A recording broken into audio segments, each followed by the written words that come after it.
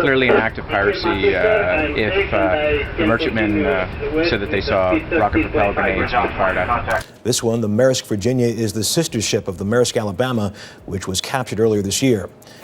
It's the Maersk Virginia, sister ship to the Maersk Alabama, hijacked last month. The ocean has always been a stage for danger. For centuries, merchant ships have had to contend with storms, hostile navies, and, most famously, pirates. While the world often imagines pirates as a relic of the past, with wooden ships and cutlasses, the truth is far more modern and menacing.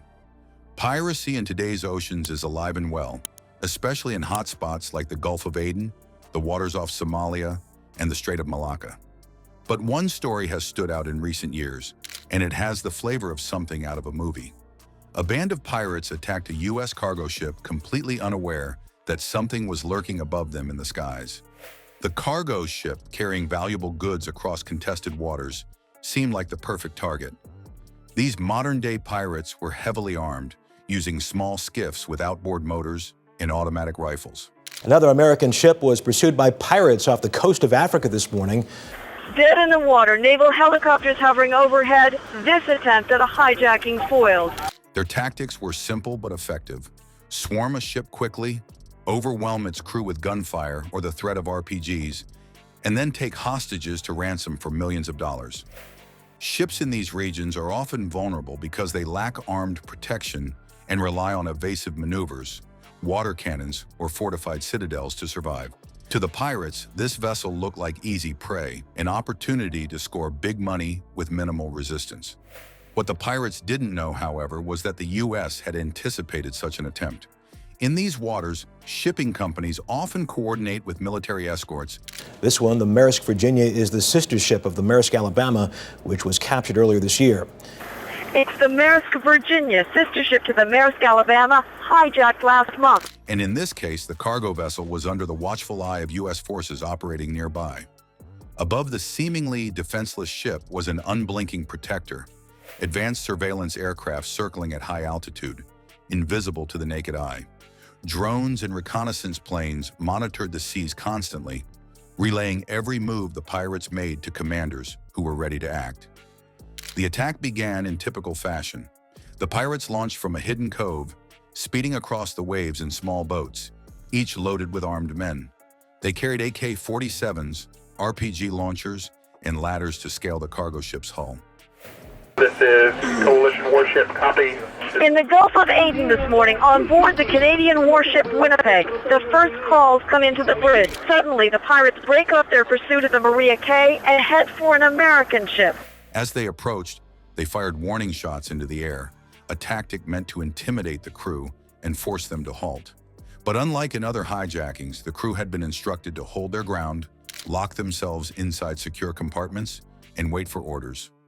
On the surface, it looked like the pirates had the upper hand, but in reality, they were already walking into a trap.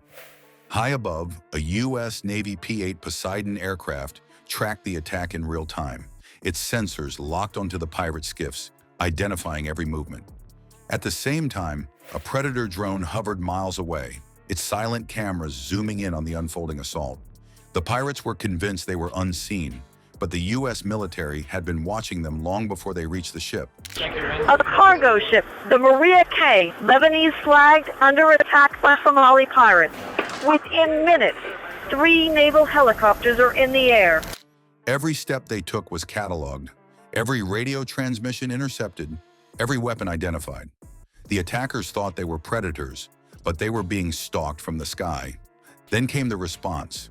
From over the horizon, a U.S. Navy destroyer launched helicopters toward the scene. Armed with machine guns and missiles, the helicopters cut across the waves like hawks diving on prey.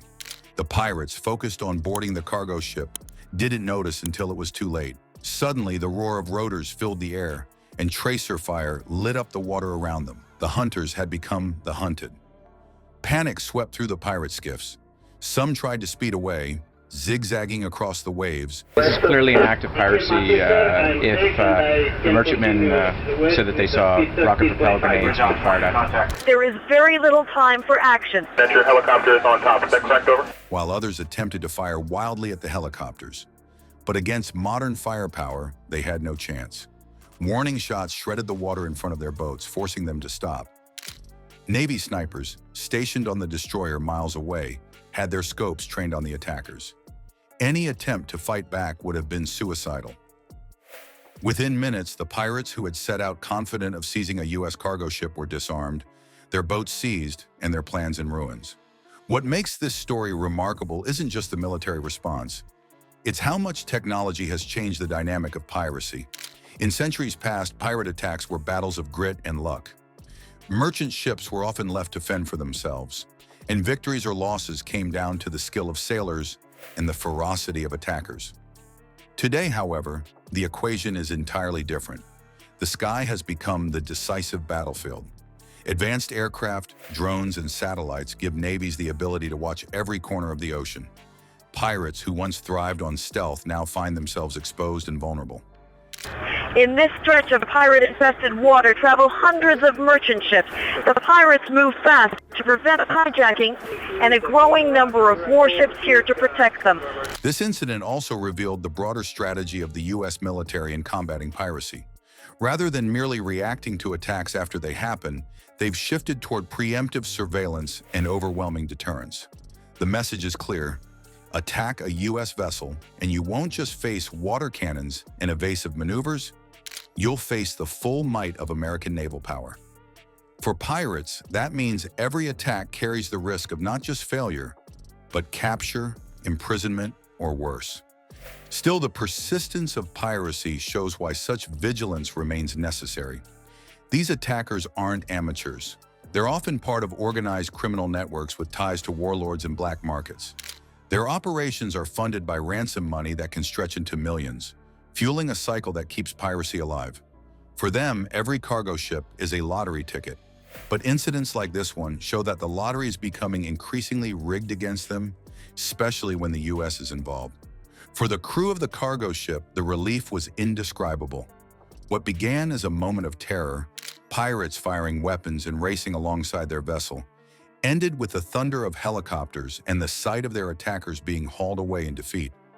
Many crews in pirate-prone waters live with constant fear, knowing they might be kidnapped, beaten, or worse.